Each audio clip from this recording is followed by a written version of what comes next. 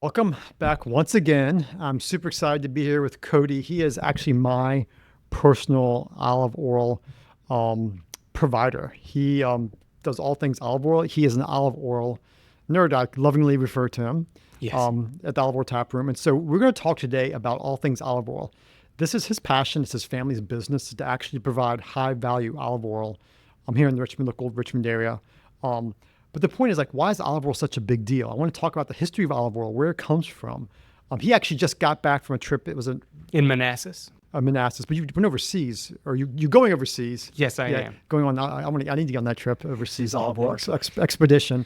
But we're going to learn all things olive oil, the history of it, where it came from. We're talking about adulteration. Did you know that the typical stuff you buy in the store is usually cut 50-50 with seed oils and rancid oils? And then some health benefits of olive oil. So this is going to be enlightening. And one of the things I want to talk about, we're going to take a deep dive into olive oil, but you have to realize this applies to all the fats you put in your body. Olive oil, coconut oil, butter, ghee, omega-3s and omega-6s. The detail we're going to talk about olive oil today, you have to apply it to all fats in your diet. Then you ask yourself what your sources are. There's a whole new field of medicine called lipid medicine, which is actually using fats to heal your brain and heal your body. And if you get the wrong kind of fats in your system, they can actually make you sick. And as we're going to talk about, the right kind of fats can actually be anti-inflammatory, anti-cancer, anti-cardiovascular disease. So with that, Cody, like, how'd you all get into like olive oil? Like, that's your thing. You got the olive oil tap room. Like, Well, there is a story there. that's my point. What's your story? Well, the story basically goes that I was going into nursing school, and when I was working at hospice care, my mom started up a store in Short Pump. It was just a gift shop at first. I mean, we were just talking about different oils and vinegars. Sourcing them was one distributor. We started there, and then we continued. From that point, we just expanded our different distributors, our different smaller groves that we go to. Lipid paneling was a big part of it. HPLC testing, trying to find what was a high-end extra virgin olive oil, what are called high phenolic olive Yeah, oils. cool. So you actually started out wanting to be a nurse and Mhm. ended up selling olive oil, which is interesting. The history of olive oil, I don't think people realize how you were actually mentioning about ancient Roman relics, finding, discoveries about olives going back before the Greek, common Greek language even existed. Oh, yes. Let's talk a little bit about the history of olive oil. I don't think people realize how long have people been using this. Is it a part of cultures? Is it just Greek Oh, culture, yeah. or is it? Give me the spiel. Well, it isn't just Greek culture. I mean, it showed up in many different cultures. The Euphrates area, that's where it started. It's one of the oldest crops grown. You'll find that Greece is proliferated with different types of variants, but Italy has the most variants available. Have you heard of the seven hills of Rome or Italy? Yes. Yeah. Actually is an eighth. There's a trash heap, and that is the eighth hill. And in that trash heap, they were able to find old amphorae that actually had designations, names of the different types of olives on them. That's how they were designed, and they actually predate the language, the Greek language alphabet. Interesting. So olive oil's been around for a long time.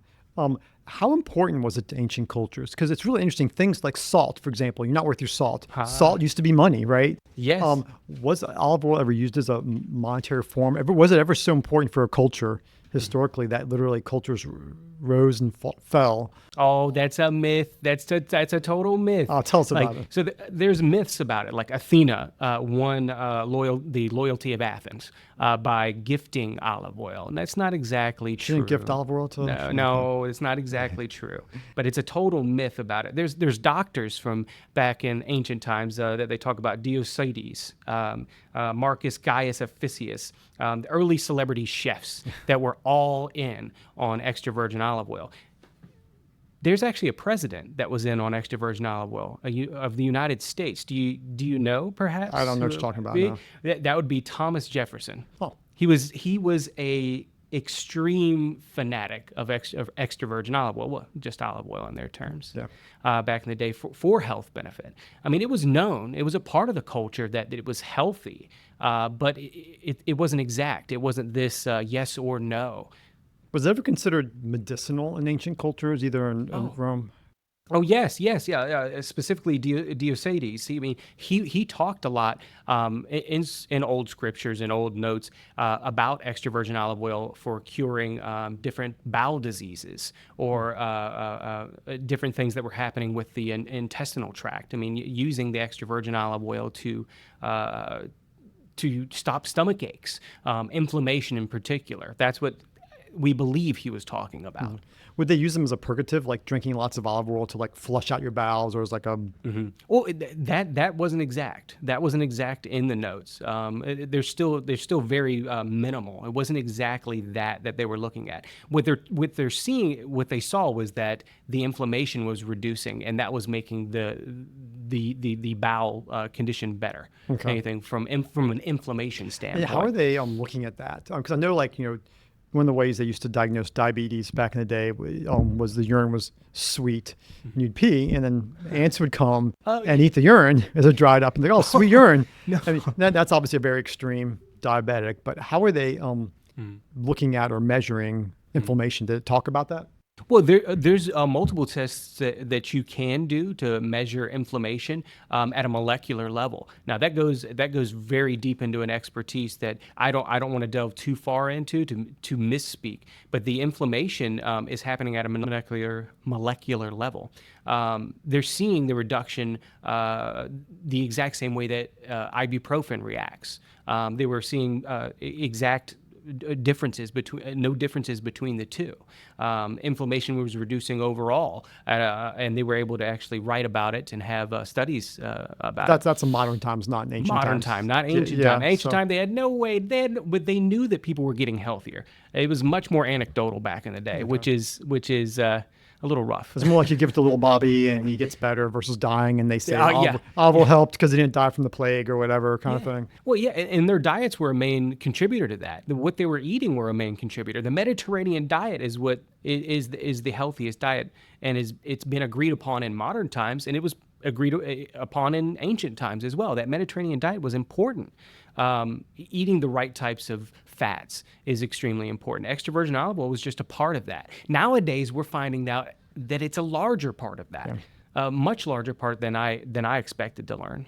And just to put, you mentioned this before, but the term extra virgin olive oil is a modern term, right? Back then they didn't refer to that. It was just olive oil. There was no extra virgin. It was just Yes. Explain that to us, because that's, I think a lot of people don't realize that olive oil, like extra virgin olive oil, is more like I don't want to say it's a legal term, but it's like it has meaning versus just good old fashioned Well, olive it's a oil. classification. Okay. You classify olive oil in a few different tiers. Basically, you go from extra virgin to refined or pomace, and then the worst, lamp grade, lampate. Lamp grade is extremely bad for you. There's no health benefit, intrinsic health value at all. They're so rancid that it's actually an empty fat, classified as an empty fat. How do you make lamp grade? Just don't take care of the olives. Olive flies, allow olive flies to proliferate and destroy the crop. Have them mealy looking. Sit them out in the sun for a long time. There's a myriad of ways that you get that type of olive oil, but really just don't take care of it. So just like the worst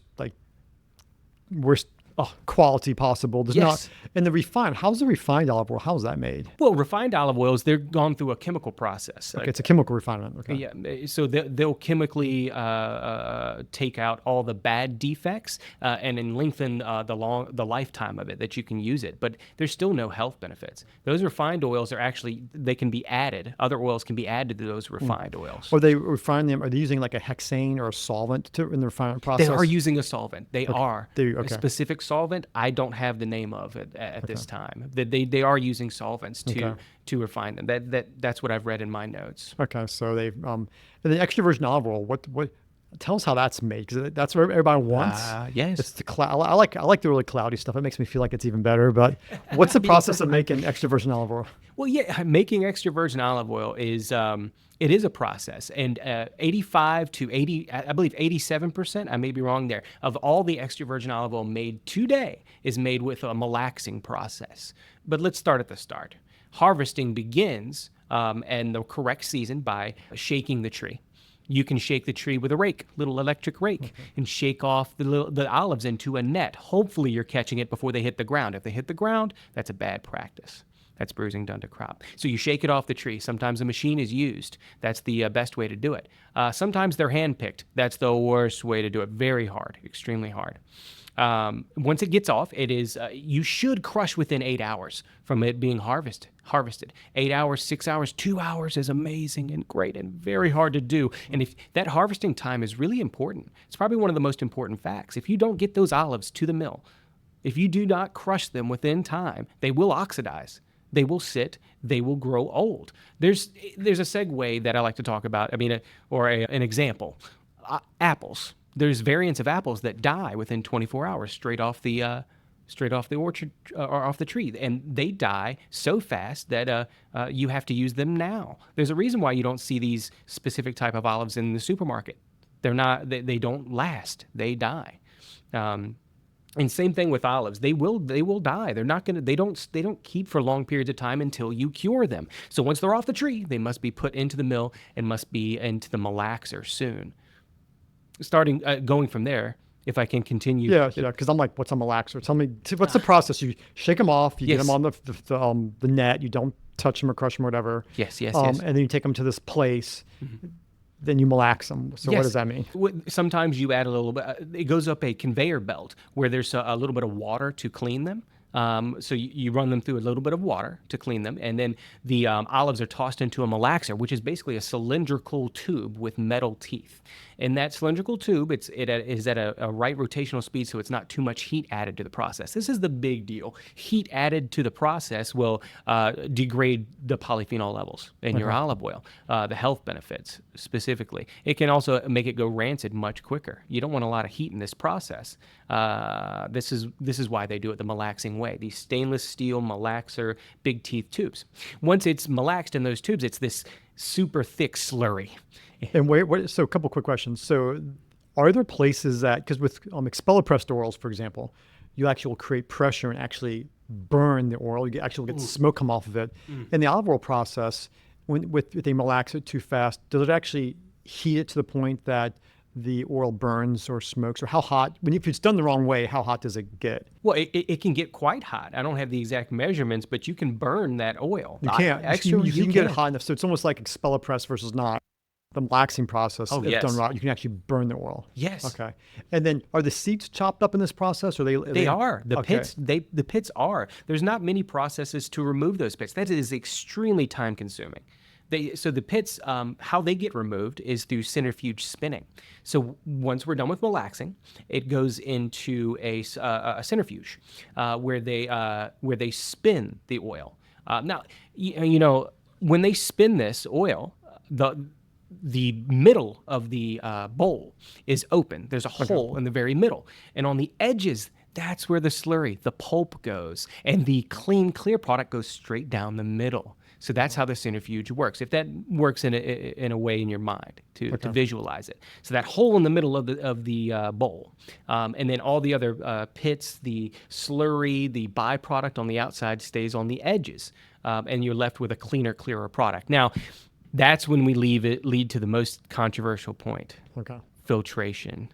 Oh, you're not supposed to filter extra virgin olive oil. You're supposed to keep those health benefits. If you extremely filter your extra virgin olive oil, you're going to be left with a lower grade product. So much so that it could be classified as virgin or even into that refined point. All right? But it has to go through some kind of filter. It has to go through something. Minimal filtering. Minimal. So even extra virgin olive oil is going through like a minimal filtration process. Oh yes. Okay. Oh yes. And that's the problem with this. I mean, when you say unfiltered, how unfiltered? So because like you see some ones that are extra virgin, they're kind of cloudy. I come to y'all's store and get the ones that are like, I really like the green ones that are kind of cloudy. And other ones they say they're extra virgin and they're clear as crystal. They're so like, So how do you tell if you're buying olive oil? How do you tell? If in the United States, if it says extra virgin olive oil, by definition, is that good enough? Like, how do you tell if it's... Well, the European Union standards, the European Union standard is much more exact. And their standards are dealt with taste and then lab testing. Okay. taste and lab testing. These are the only standards for extra virgin olive oil. There's not another standard In the United States as well. in the United States as well. Yes, but the United States standards are so low, it's laughable. It's absolutely laughable. There is a standard on the FDA law right now that I can tell you. And I've researched it extensively. The FDA standard specifically says that you don't have the word extra, as in extra virgin, on the bottle, precluding the olive oil. So you can put extra at the bottom. You can put extra in other ways, or extra healthy. But if you put extra before the olive, if you don't put extra before the olive, forgive me, you can put 70% of what goes in that bottle does not have to be extra virgin olive oil. 70%, as long as it's an edible oil, does not have to be olive oil. So it can be 60% canola, 60% soy, 60%. 100% legal. Expel pressed sunflower, and it'll still say olive oil. Yes. But not extra virgin. Not extra virgin. Extra. That's the one key point. That word is important. So your olive oil needs to say extra virgin olive oil. Period. Anything else, it's cut, and you have no idea how much it's cut. Simply put. One of my patients who actually procured oil for restaurants, that was his job. Years ago, I was talking to about this. And he said like a lot of stuff they get through Cisco and places like that, with big, was 50-50 canola, soy, and olive oil. And so you get some of the flavor of olive oil. Problem. Well, obviously because the rancid, unhealthy oils. So you've done the maceration thing, fancy word you said. You filtered it out. To some small degree. What happens next in the process of making? What happens next is you try to bottle it. I mean, at that point, we're in the right process, the right stance, the perfect amount of filtration, light amounts of filtration to leave you with an olive oil. Here's the bad part, though: too much sediment will make the olive oil go bad. Too little filtering, and you've got a time bomb. Basically, the pulp, that sediment that you like so much that you purchase from us, if there's too much of it, you will make the olive oil go bad quite quickly, within 3 to 6 months. Okay. So there is some sediment, and that's important to see in some ways, like very light amounts at the very, very bottom. But if you see like 1/3 of the bottle full of sediment, I would never buy that bottle. I've never seen a bottle like that before. Well, they do have them in Greece. They do have them. And you can see these. I mean, there's bad practices everywhere, even in the Mecca, even in the home of extra virgin olive oil. To me, there's bad practices. So you get it, you filter it a little bit, you get it bottled, and then you ship it. Well, you can get it bottled at the facility, but most people keep it they put it into these big containers, these plastic containers or stainless steel tubes. It's the best way is these big stainless steel containers or these or in plastic. Unfortunately, they still haven't gotten plastic out of the entire process, and which is very, very sad. Okay. Which is very sad, but it is some of the best plastic that doesn't leach as much as others. The one they use for drinking water, and a few other things. That's for someone else to talk about. But yes, plastic is a part of the process. It's going to have to be for shipping. Okay. And how long does it take once they make the olive oil? How long does it take to get from point A to like your store, like whether it's Costco, Whole Foods, Kroger, wherever? So there's a lot of variance here. I mean, extra virgin olive oil that you get on the shelf could be as old as 2 years old before you even purchase the bottle, which is at the point of rancidity. And you can find this out with specific ways of looking at labeling. If you want to talk about that or go into that. Well, I do, because I think what people don't realize that is when you get it in the store typically, and some manufacturers will have the date and some don't. So I've looked at, every time I go out and I'm always looking stuff from the grocery store, and I'll look at different extra virgin olive oils, and they don't all have a date on them. Some do. I've seen ones as young as a year after it was a year. Like I'm in the store and the date's like a year ago. You were showing me a bottle that was 2 years. Oh yes, it was sold and it was like 2 years. Well, may I just the back? Yeah, sure. Of it? Well, yeah. Well, because this is interesting because this was bought. How long ago was this bought? They bought it in June of last year. So June of 2024, and June 2024 on there, the expiration date is October. There's their harvest date right there. The harvest date is when they harvested the product. So that is its birth certificate. That lets you know. Year and a half. But basically. It says it's good until 2025. but it was harvested in 2022. So it's 3 years. That is absolutely false. How long typically? Well, I've just learned this about coffee. I used to think coffee, if it's a whole bean, they were good for months, and recently learned that once you open the coffee bag, even with whole beans, there's an oxidation process. And even if you don't grind the coffee and you have the bean, within 6 weeks it's oxidizing, so the flavor change. And I've noticed this in my own coffee, that 2 months later it doesn't taste the same because things oxidize. So the question becomes with olive oil, Yes. like what's the time frame? Like what? Okay, you crushed it. Like when does it start oxidizing? Now this is an important and very scientific topic.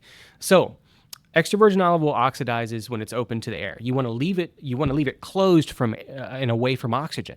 Nitrogen filling is a thing for this. There's some people who nitrogen fill their bottles. I can do that at the store. It's very expensive. Basically, what you want to do is keep your olive oil in a large enough container that the olive oil can stay fresher longer in a bigger container. That's been proven and very true.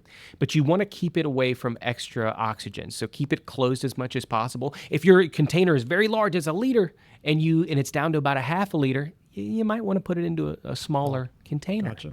For the extra oxygen. This is something that a lot of experts don't talk about. When you leave a lot of extra oxygen in the bottle, you can increase the oxidation rate. So much so it can go from 85% protection within a year to 50% protection. You lose that 35%. And the protection is that a quantity of the polyphenols in there, or what is that protection? That's just oxidation straight across the board. So that's how old the product is. You can test that with a diacylglycol test, a DAG test. Okay, diacylglycol. In being able to test for that oxidation, you can do that at any time whatsoever. But there's an acronym I love to talk about for extra virgin olive oil. If you want to keep it fresh, you remember OLA. Hola. Okay. Hello. So OLA is heat, oxygen, light, and age. Again, heat, oxygen, light, and age. Keep it fresh. Keep it away from direct sunlight or even light inside your home. Keep it away from extra oxygen. And keep it away from heat. Everybody puts it right next to their oven. Don't put it right next to your oven. Please put it inside of a cabinet, or even better, you can actually put it in the fridge if you have a large quantity.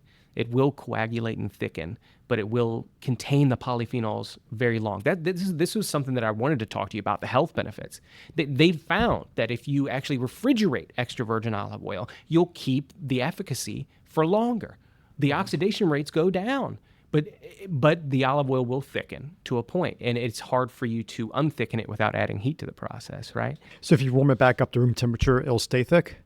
No. It will return back to. Okay, if you just pull it out, leave it on the countertop for 3 go. hours. There you go. Then it'll turn back to normal. Yeah, but who does that? I mean, somebody forgets. Got to pick up the kids. You got to. I'm just asking questions. So there's no precipitation process by which you get, because you said coagulation. You're not actually having fat droplets and things coagulate out. It'll go back to. Oh no. Yeah, I probably misspoke on that fully. Yeah. But it will thicken. It's viscous. It'll get like butter. So you want it to be, Ola, heat, oxygen, light, and age. I feel like age is the big one. People don't realize how long it takes for the olive oil to get here. The stuff y'all have, what's the crush date? So when you get something in your store, is the crush date like about 6 months? Like what's the time frame between crushing and when you actually can get the product? Yeah. Well, that varies. I've gotten some products that are air shipped over within a month.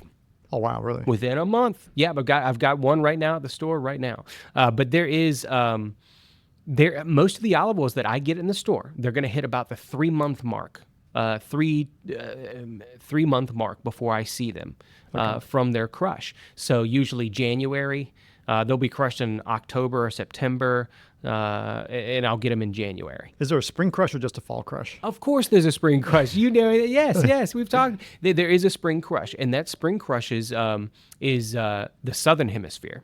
Gotcha. Not the northern hemisphere. You won't see, you know what? In the summertime, if you're buying Italian olive oil, if you're buying Greek olive oil, or even Spanish olive oil, you're kind of doing yourself a disservice. You should switch. Switch your season, switch your hemisphere.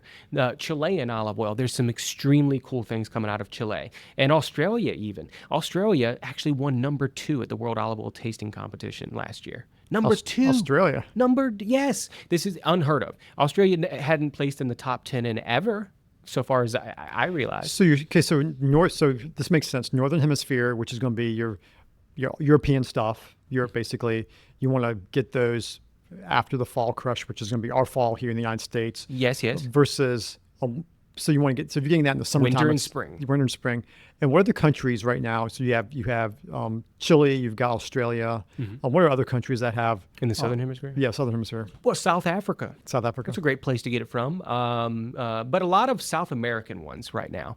There is specifically Chile. I want to harp on that point. There's some crazy things being found out about their altitude. We know about Chile being this mountainous country, humongous mountainous, long mountain range country. The altitude is actually affecting polyphenol levels. I learned this from Agitis Prokopos. He's a 20-year lab researcher at the University of Athens. He is the one who was at the conference that I went to. And he talked about it, high altitude and low temperatures, but not too low, like right around. So if you harvest right at about 53 to 56 degrees, like right there in the sweet spot, the polyphenols are actually higher. So it's going to be spicier. That's spicy. Yes. You want to talk about that? Well, we can, because like this, I think that's where people, when you get an old olive oil, like you get like a smooth one that you consume and it's not spicy, there's no pepper, things like that. I think sometimes people don't realize that that's the polyphenols that you're tasting. And so a high polyphenol or high anti-inflammatory olive oil, yes, it's going to be spicy. It's going to burn. Yes. It's not going to be like drinking milk or anything like that. You are absolutely correct. That peppery finish there's actually a receptor in your throat called the TRPA-1 receptor. Okay. This receptor in your throat, in the esophagus. No, forgive me. I don't want to go too far in the terminology. But no, anyways, in the throat, there is that receptor, and it reacts as a peppery finish. You start to cough almost. That is an indicator that you've gotten a high anti-inflammatory content. It's directly indicative. This is not something that is a fugazi. This is not something like, oh, you got the pepper, it's fun. No, it's letting you know you've got the health. That is one part of the lab testing, one part of how to find if you've got an extra virgin olive oil. Okay. Taste, and how it reacts with the backside of your palate at the throat level. The pepper should never touch it shouldn't touch your tongue in such a strong way. It should hit your throat in a very strong way. I've noticed when I've drank some of the stuff, it's like you drink it and it's almost like hot pepper. You're like, it's burning. And and so it's okay in the front. Like it's almost like, it's different foods like wines. Like you hit your front of your tongue, have a taste. When you swallow it, you get these other aftertastes. Yes. So how do you know it's extra virgin olive oil? You said the taste. How else can you tell if something's extra virgin? Okay. There's really only two things you need to look for. First was the pepper, and second was the bitterness. Bitterness. There's ways to talk about bitterness. Okay. When I say bitter, people think, crayon, musty, bitter as in harsh and disgusting. No, I'm talking about bitter as in herbaceous, fresh, grassy, green, arugula. I mean, if you just put a whole handful of microgreens in your mouth, it's going to taste a little bitter and a little green, but that's what we're looking for, that green type of bitter. And you can tell that. You can tell that when you taste a vegetable, how that green bitterness is influenced, not this old, musty, nasty bitter. Okay. So bitter is actually indicative of certain health benefits there as well. Oleoprotein and oleasin, they're both indicative of the bitterness profile. Oleancanthal and hydroxytyrosol are more indicative of the peppery finish. Are these names for polyphenols, or what are these names of what chemicals are you naming for us? Yes, they're names of specific polyphenols that you can get from a certificate of analysis. This certificate of analysis will show you the different compounds that are in, I shouldn't say compounds, the different polyphenols that are in extra virgin olive oil. Now, this is new science, okay? There's no 30-year studies on oleancanthal found in extra virgin olive oil. They're 14-year-old, okay? So they're quite young, and we're trying to learn more and more about them, which is why it's not so definitive. But they're getting more definitive. They're getting much more information. They're finding much more efficacy when you have high content of these polyphenols, oleancanthal in particular. When the oleancanthal is so high, you're seeing much more efficacy in inflammation reduction at a molecular level, in lab tested levels. So, if I could I explain those polyphenols? Absolutely, yeah. Top to bottom. Top to bottom. So top to bottom, you can start with oleancanthal being the best in my opinion. Some doctors will disagree, some experts will disagree, and that is okay. Oleancanthal actually has in the most recent studies shown an anti-cancerous availability, like specifically inhibiting proteins that stop cancer cell growth or stop the migration of some of these cancerous cells. Now, I've talked about a lot of this as being in vitro, but there is a few studies that are in vivo inside the human body, and that's what the more recent ones. The 2017 one, there's a few different ones. So oleancanthal, that's an anti-inflammatory, and it has anti-cancerous properties. You can find the studies and look them up yourself. They're at the World Olive Center for Health in Greece. Anyways, oleasin is the next one. Oleasin is a processor of cholesterol, and it helps prevent the oxidation of low-density lipids, the oxidation of these low-density lipids that create these calcifications. It's preventative. So a lot of oleasin can help with that. And that's interesting because you say specific for LDL, because I actually will measure oxidized LDL in people's blood work. Yes. And you can have elevated cholesterol, but elevated cholesterol doesn't give you heart disease. And you can have low cholesterol and have heart disease. The difference is the LDL being oxidized. And the analogy I tell people, oxidation, these things are called advanced glycation end products.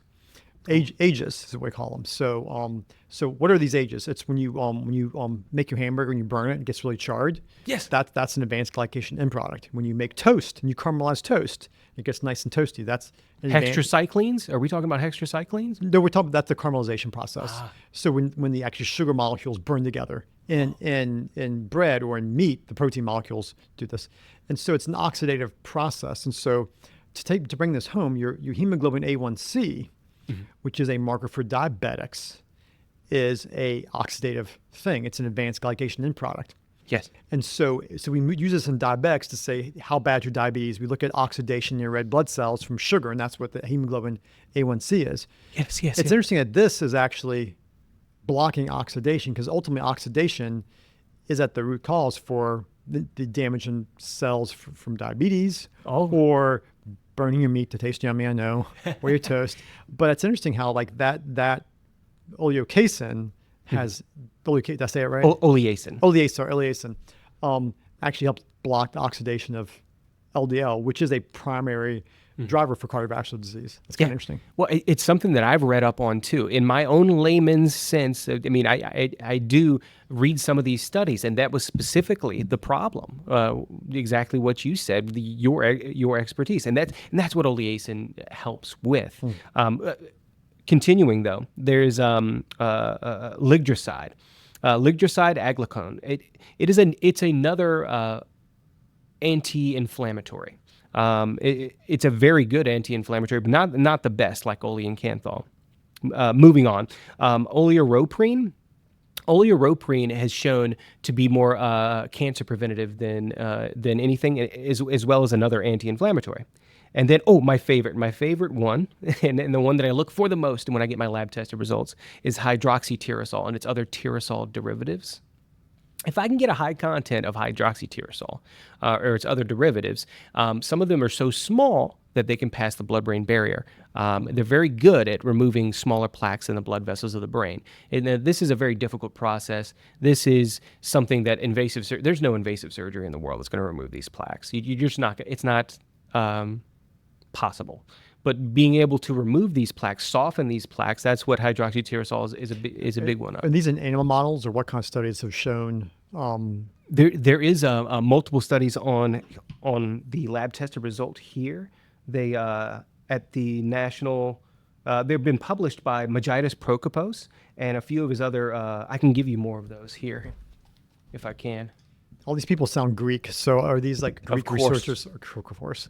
Of course they are. Straight from the motherland of olive oil, I guess. Yes, yes. But the point is, like, these are all things that are measurable that you can measure and get a number on Yes, yes. to measure the purity of, or not the purity, but the quality of olive oil. Because if you're using food as a medicine and using it as an antioxidant, you want to have as much of whatever those things are, and this is all measurable. Yes, they are. They are measurable. They're just the studies are so small. That's the biggest problem. Is how many participants. The biggest one that I'm referencing was like 79,000. 79,000 was the biggest, and that's not amazing. That's a lot. That's a lot for. Well, yeah, that's the biggest. Yeah, most some of the studies that they were referencing or talking about at this event were 1,000 people. So one of the studies had 59 people in it, and I kind of like pish-poshed at that. I was like, maybe not this one. It's hard to find efficacy without a larger sample size. I think you'd agree on that.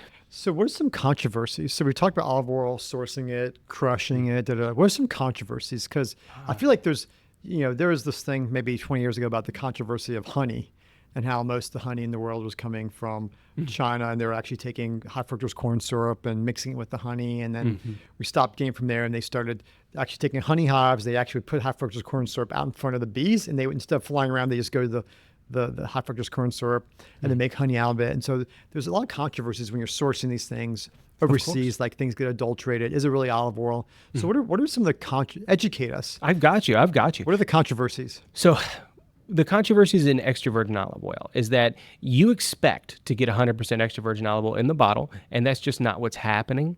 There is an investigative journalist called Tom Mueller.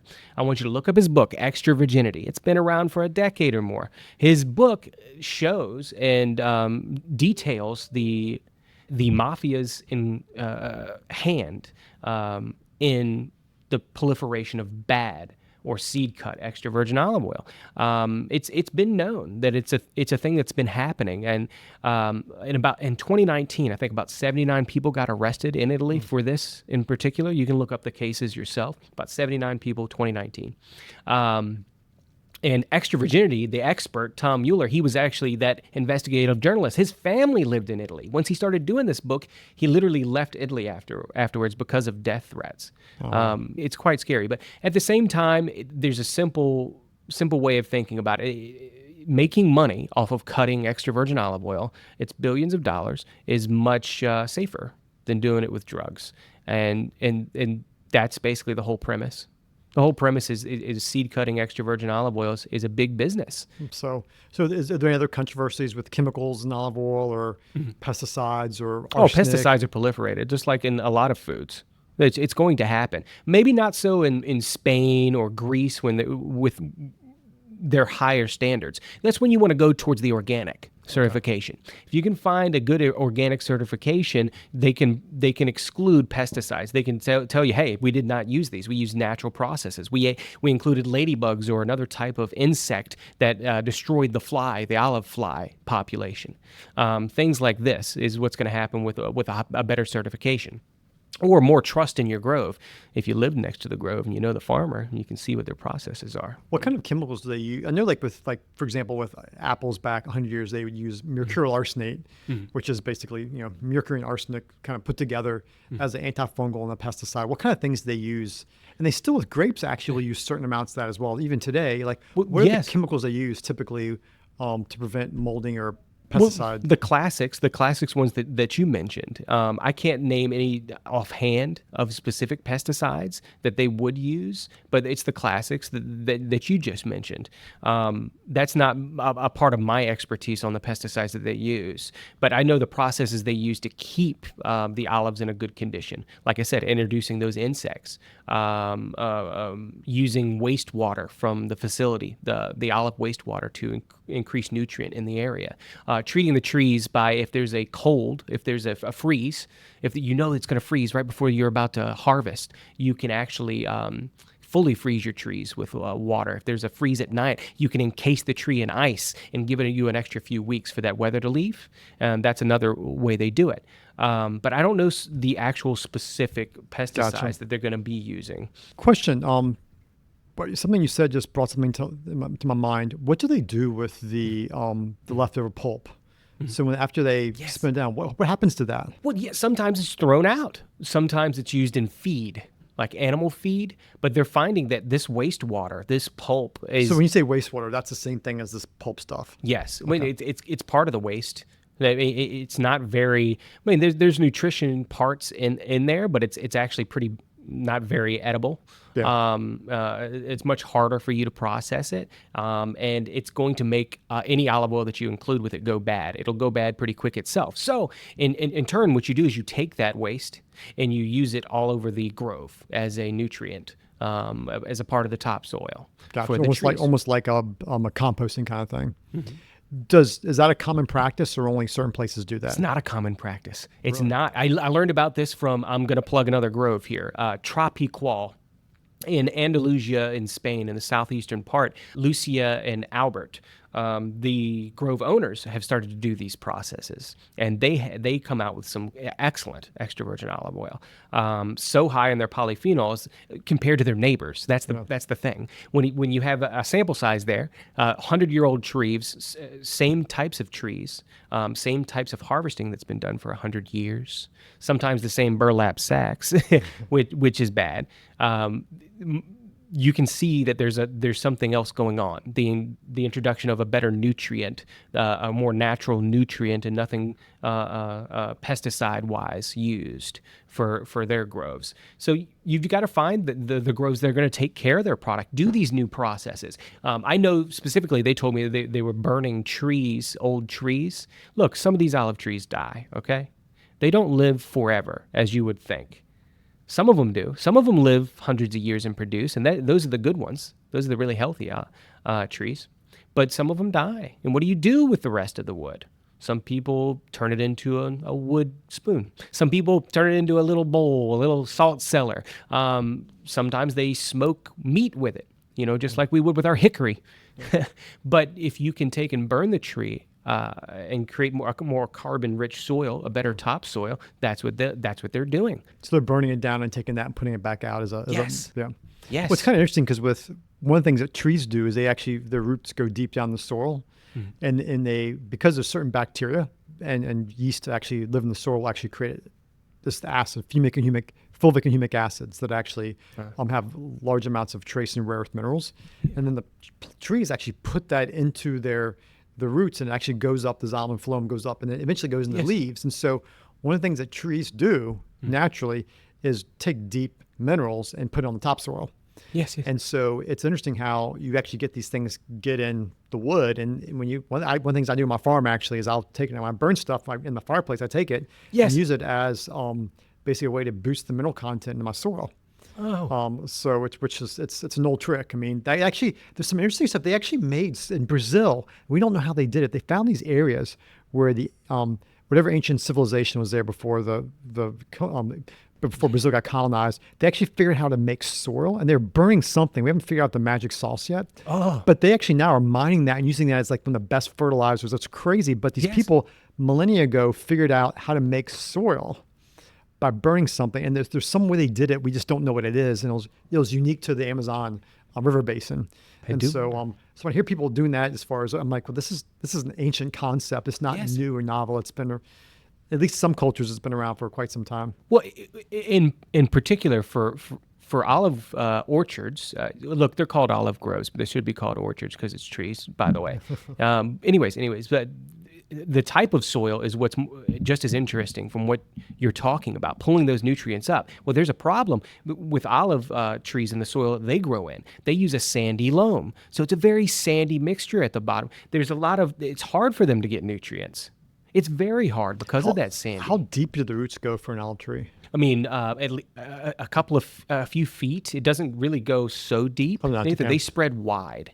They're not like grapevines that go down like 100 feet or something crazy like that. And so you need that topsoil. You need the nutrients at the topsoil. That's sandy at the bottom. So there's a big reason for that too. Your olive trees must struggle to produce. If they do not struggle, they don't produce, just like human beings. I say this all the time. If you don't struggle, you're not going to produce either, Timmy. So The olive trees have to have three dry seasons and then one moderate season. These three dry seasons will help the tree to get into that mode, into that moderate season, to start producing in its adolescent state. These adolescent olives are producing, and they're trying and they're trying and they're struggling. They finally get water. They finally get sustenance, and then they usually the polyphenols.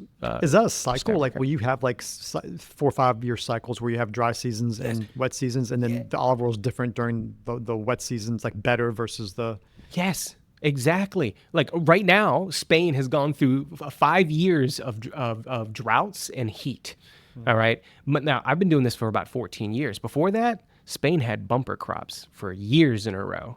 Spain had bumper crops almost every single year, like 110% yield, 120% yield. They were living it up. So these groves, like Lucia and Albert's, they're doing these extra processes to beat climate.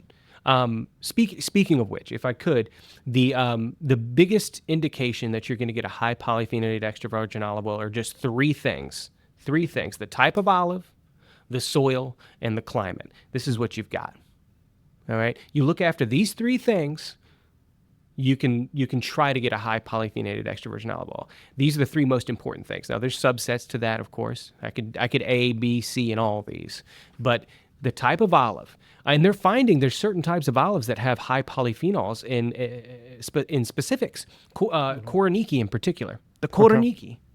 That one has a high content of oleancanthal. I've seen many scatter plots of oleancanthal from this same Greek guy, Magitis Prokopos, of the oleancanthal increasing with certain types. And all these names, and these people, and the people in Spain and Chile, or whatever, these are places you're sourcing your olive oil from. Yes. Like you make relationships with these individuals. Well, and you're not all of them. I've met recently some of these, but maybe one or two. I do get some from their groves, but not Magitis. Magitis Prokopos. See, this guy has been doing it for 20 years as a lab researcher.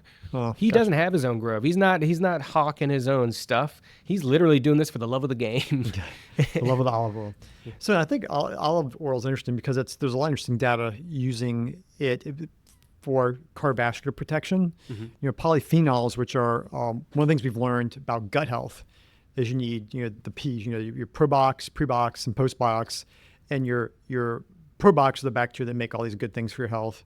Yes. The postbiotics are the things they make, but the prebiotics are the fibrin things they eat, right? Yes. Which is the reason fiber is a big deal in our diets. We've learned there's a whole other category called polyphenols, which are plant colors, which a lot of these things, these chemicals you're talking about are polyphenols, and actually they become food. They are food for bacteria in your gut. When people eat curcumin or turmeric or resveratrol from grapes or whatever, most of it's not absorbed in your body. Most of it goes to your colon. Bacteria ferment it and actually create these healthy byproducts for our body. We actually have this amazing synergy between plant chemicals and bacteria in our gut. And so knowing the polyphenol count in olive oil becomes a big deal because it's part of the health benefit. Absolutely. It's really been, and I've had some patients, this is really interesting. We've had high, particle counts, LDL particle counts, high cholesterols. Yes. And I've actually recommended them, start doing some extra virgin olive oil. And they've done that. And I've actually seen them drop their cholesterol numbers and the particle numbers, 30, 40, 50 points. And we're having this interesting conversation probably half a year ago. So that people, now I want to hear about that. People actually would bring in their cholesterol numbers to you. Oh, yes. Like their before and after numbers, because they were starting to use real olive oil and they actually had seen their numbers drop. Okay, so And this is, of course, this is anecdotal. Yes. This is anecdotal. Yes. It's research based. There's data behind it. This is me telling patient stories of mine. This is you Correct. talking about client people who bought your stuff. There you go. So I need to Good put that qualifier. caveat out there. Good caveat. Good qualifier. We're not. This is not meant to diagnose or treat anything, right? See, that's where I was going. So being able to see it has a different kind of effect. Being able to see blood works change in front of you is It's cool. It's cool. There you go. It's enlightening. It definitely feels good. Now I have a folder at my job where we make sure that we mark out all identifying information before we receive them from somebody. But we have a folder with dozens, if not hundreds, of them at this point of their lipid panels reducing, the low density lipids reducing, the triglyceride levels reducing. But what happens at the very beginning, which is kind of scary for them, that sometimes your cholesterol will go up because your HDLs will increase, your high density lipids will, at a slight bit at the very beginning. But I've seen it so many times, and it really leads to some kind of efficacy within your own eyes and your own circle. So, question for you. I mean, this is just off the cuff. Do you have like collections of advanced lipid markers, or are these just standard cholesterol parts? So are they measuring both? You have like particle number as well as oxidized LDL numbers. Yeah, there's both. Sometimes they just give me the specific number that's changed. Okay. But many times it's the more advanced amounts that are in the back end, that tons of paperwork that come with it. And being able to see that, like I said, being able to see them reduce is important. But watching. There's this one case. There's this older lady who's about 93, I believe, 93, and she had a reduction of 100 points within 6 months, and her overall cholesterol and her LDLs were dropping like a rock. But her body weight was so low, her age was so advanced. I mean, it could have been a bigger effect, and especially because it's a part of it is diet. It's not just the extra virgin olive oil. Yeah. It's what you're eating. So when they change their diets, they get a diagnosis of something bad happening. And maybe Dr. Hartman told them to change their heart health and try a different diet. You'll find that diet can be very helpful too. Here's the deal. What I learned at the conference was that extra virgin olive oil had a much higher part in the Mediterranean diet and the reduction of cholesterol than we thought. The few of the studies that they actually had to stop one of the studies. It was a 10-year study. This is Dr. Simon Poole, I believe. He was the one who talked about this. If you want to look up some of his studies, you can go straight to him. They had a 10-year study, and they had to stop at the 7-year mark because of what's the word? Ethical issues. So at the 7-year mark, they had removed olive oil from the control group. There was no olive oil in the control group. They weren't using extra virgin olive oil. They were using other fats, canola oil, vegetable, maybe just lard or meat fats. They were using a myriad of fats, but they weren't using extra virgin. They were consistent about that. And at the 7-year mark, they said they saw such an increase in cardiovascular disease, a decrease in health, that they had to stop the study and then re-add the extra virgin olive oil to it. So they saw such a big difference when you remove the good fats from your diet. I know you're a big proponent of good fats. One thing about healthy fats as well is particularly with olive oil, olive oil is unique for this because it actually helps increase bile production in your liver.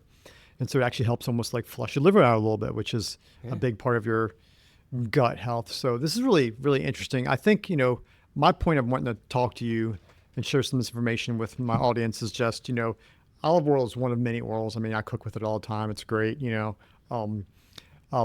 but, our food system is filled full of rancid seed oils. Canola oil, I'll tell people it's actually rapeseed oil.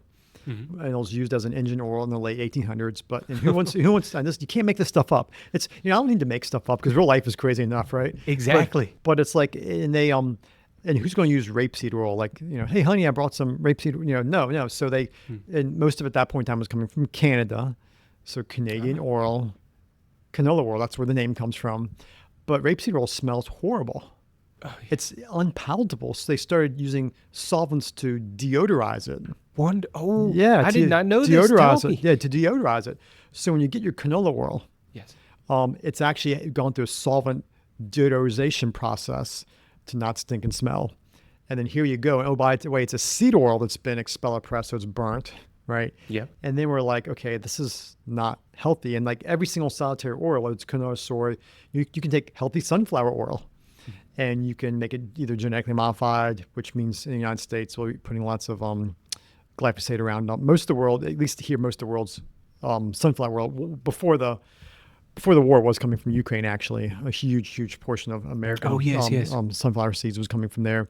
But it was all expeller pressed. So they're burning the oil as it's coming off. It's a bad process. And so it's one of those things that once you realize that healthy fat is a huge part of a healthy brain, of a healthy vascular system. All of our vessels all of our cell walls are made of fat. Extra virgin olive oil is a pretty easy thing, and using it food like medicine.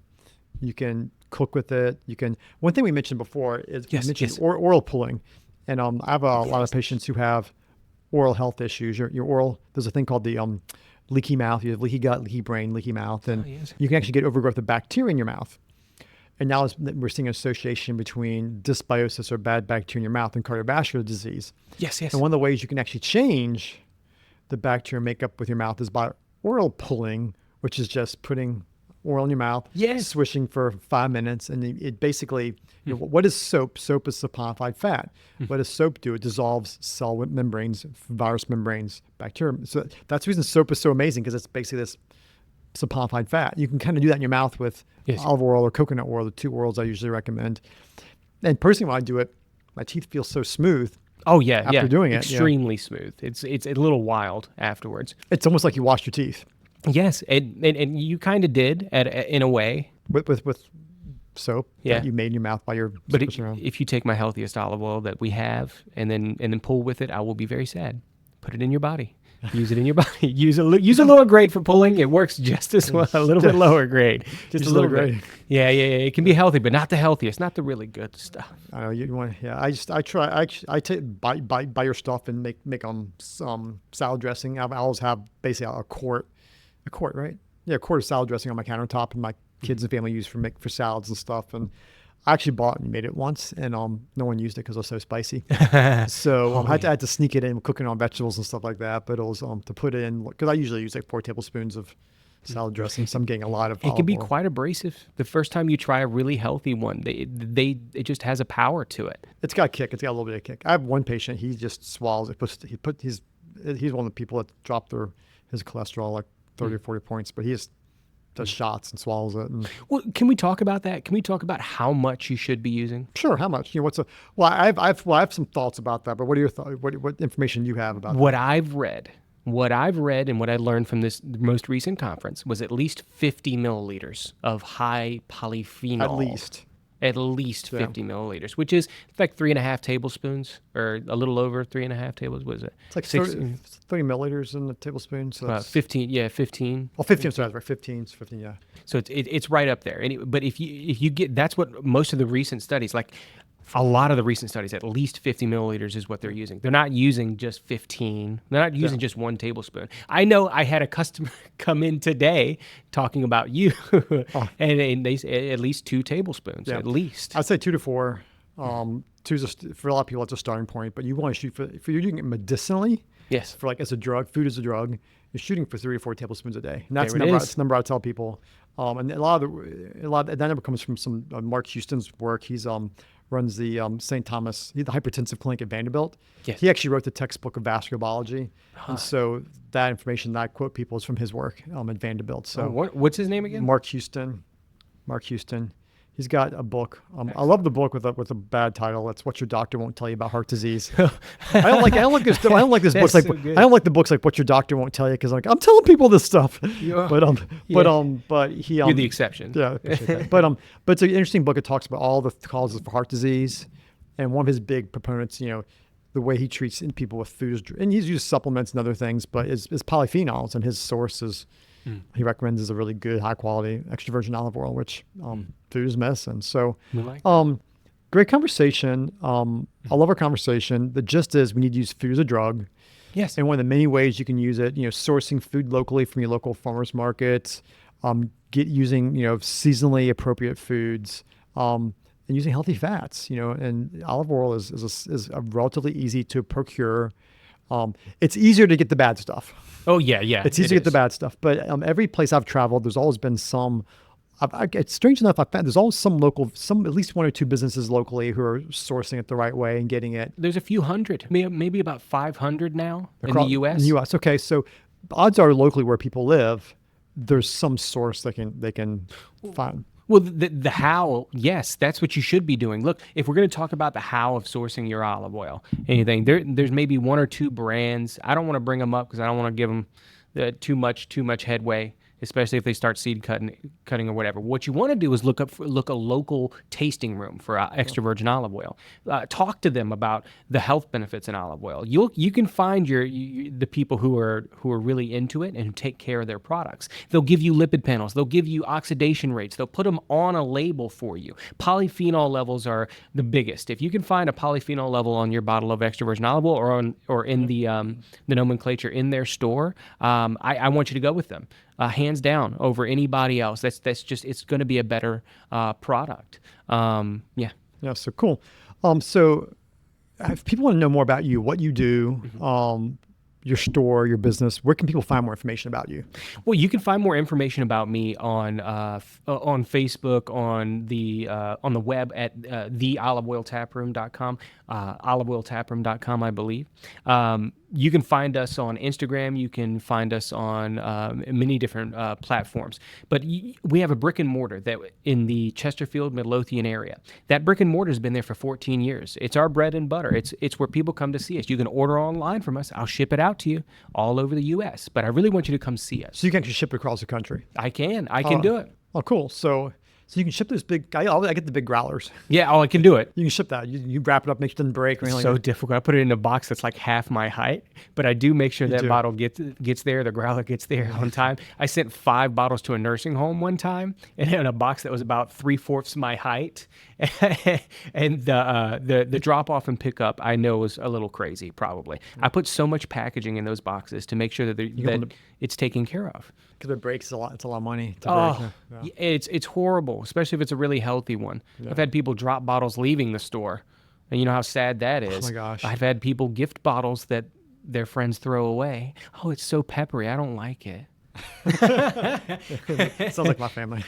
It cool. Happens to all of us. Yeah. Well, it's great to have you here today. Super excited about learning more about food as medicine, learning about olive oil, and hopefully after hearing this, you'll want to get some of your own extra virgin cold press olive oil. Avoid the bad stuff. And if this information was helpful, please like, share, subscribe below. That's how we get this kind of information out. If it's a topic there's their business. If it's a topic you'd like to learn about, please drop us a note below. Let us know.